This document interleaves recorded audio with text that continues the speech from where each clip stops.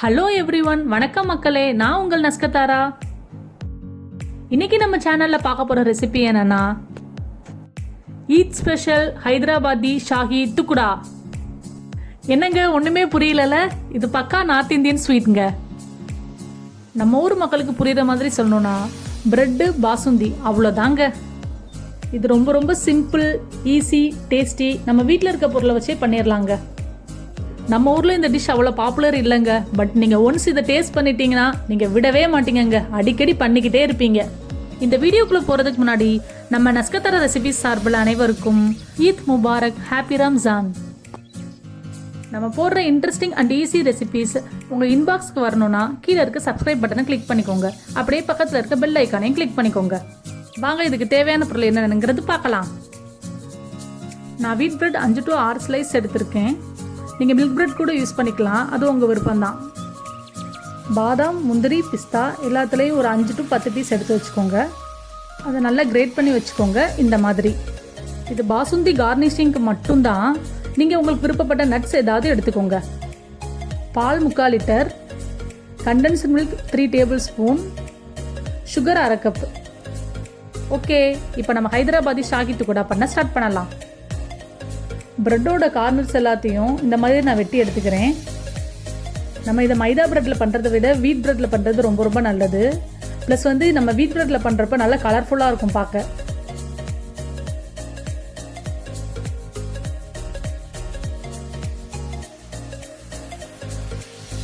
இப்போ ப்ரெட்டை கட் பண்ணி வச்சாச்சு.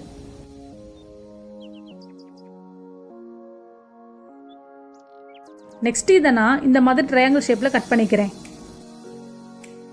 நீங்கள் உங்களுக்கு விருப்பமான ஷேப்பில் கட் பண்ணிக்கலாம். லைக் சர்க்கிள் ஷேப்பில் இல்லைன்னா ரெக்டாங்கிள் ஷேப்பில் அது மாதிரி கட் பண்ணிக்கலாம்.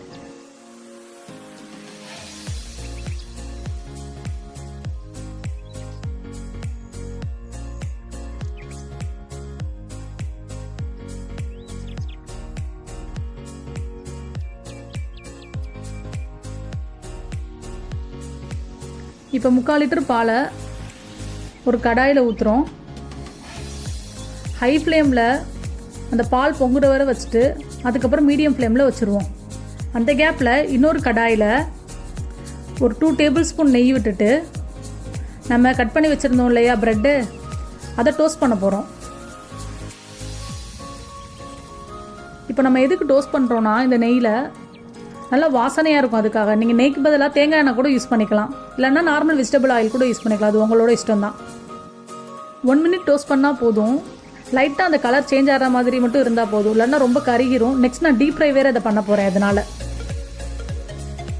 சைடில் இப்போ பால் நல்லா கொதிச்சுக்கிட்டு இருக்கு. ஓகே, இதை இப்போ டோஸ்ட் பண்ணலாம். இப்போ பரட்டி போடலாம். அதை கலர் லைட்டாக சேஞ்ச் ஆகுது. ஓகே,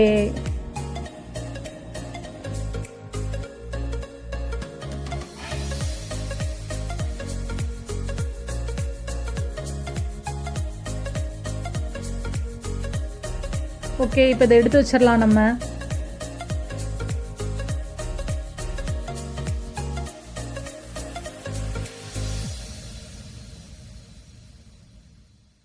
நெக்ஸ்ட் மீதம் இருக்க ப்ரெட்டையும் அதே மாதிரி டோஸ்ட் பண்ணி எடுத்துடலாம்.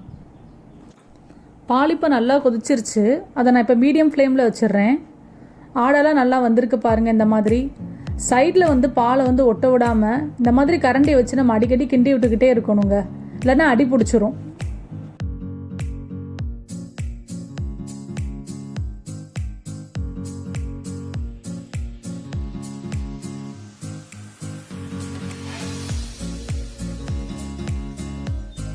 நெக்ஸ்ட்டு அதே பேனில் டோஸ்ட் பண்ணி வச்சுருந்த ப்ரெட்டை டீப் ஃப்ரை பண்ண போகிறேன்.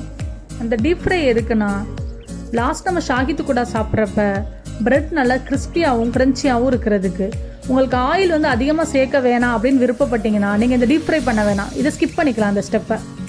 ஆயில் நல்லா சூடாயிருச்சு. டோஸ்ட் பண்ணி வச்சுருந்த ப்ரெட்டை ஒன்று எடுத்து டீப் ஃப்ரை பண்ண போகிறோம். 30 seconds மேலே டீப் ஃப்ரை பண்ண வேணாம், அப்புறம் ப்ரெட்டு ரொம்ப கருகிரும்.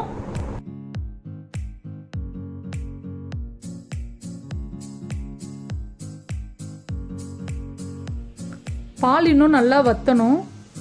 இந்த பாசுந்தி பண்ணுறதுக்கு 20 to 25 minutes ஆகும். நம்ம அப்பப்போ கரண்டி எடுத்து நல்லா கிண்டி விட்டுக்கிட்டே இருக்கணும், அடி பிடிக்காமல். சைட்லேயும் அதே மாதிரி இருக்க பாலாடையை எடுத்து விட்டுட்டே இருக்கணும்.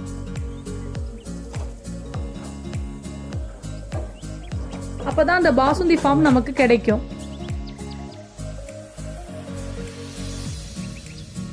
30 செகண்ட் ஆயிடுச்சு. இப்போ டீப் ஃப்ரை பண்ண ப்ரெட்டை நம்ம எல்லாத்தையும் எடுத்து வச்சிடறோம். ஆயில் நல்லா அப்சர்வ் பண்ணுறதுக்காக இந்த மாதிரி டிஷ்யூ பேப்பரை நான் மேலேயும் கீழேயும் இந்த மாதிரி போட்டு வச்சுருக்கேன்.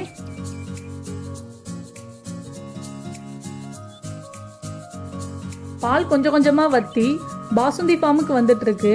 இந்த டைமில் நம்ம எடுத்து வச்சுருந்த கண்டென்ஸ்டு மில்க்கை ஆட் பண்ணிடலாம். இந்த கண்டென்ஸ்டு மில்க் ஆட் பண்ணுறது உங்களுக்கு ஆப்ஷனல் தான். நான் கன்சிஸ்டன்சிக்காகவும் கொஞ்சம் லிட்டில் பிட் ஸ்வீட்னஸ்க்காகவும் ஆட் பண்ணுறேன். அதுக்கப்புறம் இந்த பாலில் நான் சுகர் ஆட் பண்ண போகிறதில்ல, ஏன்னா பால்லே ஆல்ரெடி சுகர் இருக்கும். நம்ம நெக்ஸ்ட்டு சக்கரை பாவு வேறு காய்ச்ச போகிறோம். உங்களுக்கு ரொம்ப ஸ்வீட்னஸ் வேணும்னா மட்டும் 1 டேபிள் ஸ்பூன் சுகர் ஆட் பண்ணிக்கோங்க.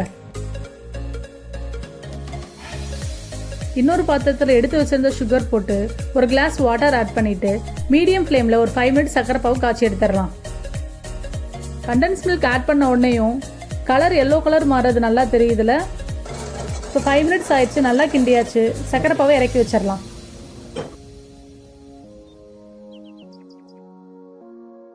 பாசுந்தி ஃபார்முக்கு நல்லா வந்துருச்சு. இப்போ நம்ம பாசுந்தியை வெளியே போய் வாங்கி சாப்பிட்டா ஒரு சின்ன கப்பு 100 கிராமே 70 ரூபா 80 ரூபா சொல்கிறாங்கங்க. ஆனால் இங்கே வெறும் 50 ரூபாயில் 3 பேர்லேருந்து 5 பேர் தாராளமாக சாப்பிட்லாம்.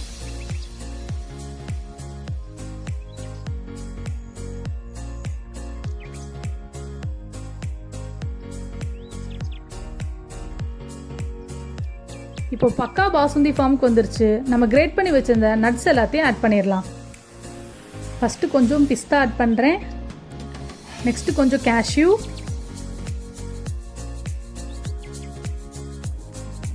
லாஸ்ட்டாக கொஞ்சம் பாதாம்.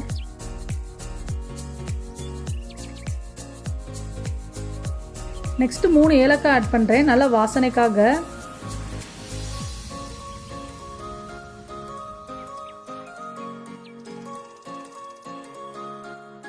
பாலை நல்லா மிக்ஸ் பண்ணி விட்டுட்டு 5 மினிட்ஸில் ஸ்டவ்வை ஆஃப் பண்ணிடலாம். 5 மினிட்ஸ்க்கு அப்புறம் பாருங்கள், அப்படியே அசல் பாசுந்தி ரெடி ஆயிடுச்சு.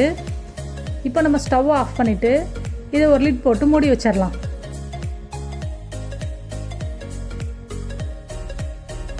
நெக்ஸ்ட் நம்ம சக்கரை பாவு காய்ச்சி வச்சுருந்தோம் இல்லையா, அதை இன்னொரு பவுலில் நல்லா ஃபில்டர் பண்ணி எடுத்துடலாம்.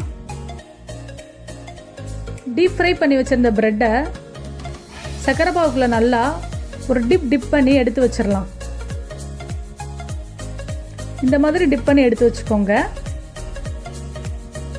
இப்படி டிப் பண்ணுறதுனால ப்ரெட்டோட கிறிஸ்பினஸ் போயிடும் நினச்சிடாதீங்க, அதனால தான் நம்ம டீப் ஃப்ரை பண்ணோம். நெக்ஸ்ட் நம்ம ப்ரெட்டை இந்த மாதிரி எடுத்து வச்சிடலாம். இப்போ நம்ம நல்லா இதை டெக்கரேட் பண்ண போகிறோம். இப்போ பாசுந்தி எந்த ஃபார்மில் இருக்குன்னு பார்த்துருவோம். சூப்பராக இருக்குங்க.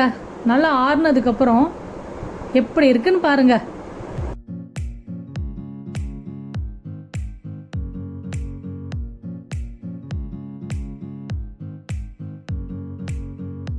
பாசுந்தி இந்த மாதிரி ஆட் பண்ணுறேன் இப்போது. ஐயோ, பார்க்கவே சூப்பராக இருக்குது. எனக்கு இப்போவே சாப்பிடணும் போல் இருக்குங்க. நம்ம வீட்டில் ஸ்பெஷல் அக்கேஷனோ கெஸ்ட் வந்தாலோ யூஸ்வலாக பண்ணுற பாயசமோ கேசரியோ பண்ணி தர்றதை விட இந்த மாதிரி செஞ்சு கொடுங்க. சாஹி துக்டாங்கிற நேம் ஞாபகம் வச்சுக்கிறாங்களோ இல்லையோ, உங்களை மறக்கவே மாட்டாங்கங்க. ஓகே, இந்த மாதிரி ஃபுல்லாக நம்ம பாசுந்தி ஆட் பண்ணியாச்சு. அண்ட் மீதம் இருக்க நட்ஸை வச்சு நம்ம கார்னிஷ் பண்ண போகிறோம். இந்த பாசுந்தியை ராபரின்னு சொல்லுவாங்க. பிரெட்டுக்கு பதிலாக குலோப் ஜாமுன் வச்சு சாப்பிட்டாலும் சூப்பர் காம்போவாக இருக்குங்க.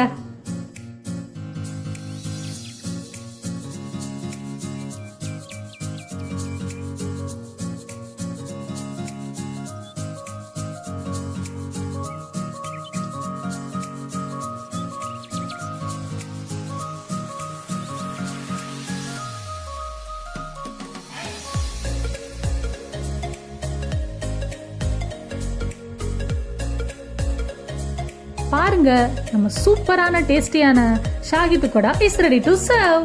மீத இருக்க பாசுந்தியை நான் இன்னொரு பவுல்ல எடுத்து வச்சிடுறேன். வாங்க, இதை நான் டேஸ்ட் பண்ணி பார்த்துட்டு எப்படி இருக்குன்னு சொல்றேன். சான்ஸே இல்லைங்க, அவ்வளோ டேஸ்டா இருக்கு. டேஸ்ட் பண்ணிட்டா ஒரு பைட்டோட நம்ம வைக்கவே மாட்டோம், இன்னும் சாப்பிடணும்னு தோணிட்டே இருக்கும். நாங்கள் இப்போ இந்த பிளேட்டை காலி பண்ண போகிறோம். வீட்டில் இதை ட்ரை பண்ணுங்க, கண்டிப்பாக பிளேட்டை காலியாக்காமல் விடவே மாட்டீங்க. இந்த வீடியோ உங்களுக்கு பிடிச்சிருந்தா மறக்காம நம்ம நஸ்கதாரா ரெசிபிக்கு சப்ஸ்கிரைப் பண்ணுங்க. It's me signing off Naskatara. Until then மக்களே, நல்லா சாப்பிடுங்க, நல்லதே சாப்பிடுங்க.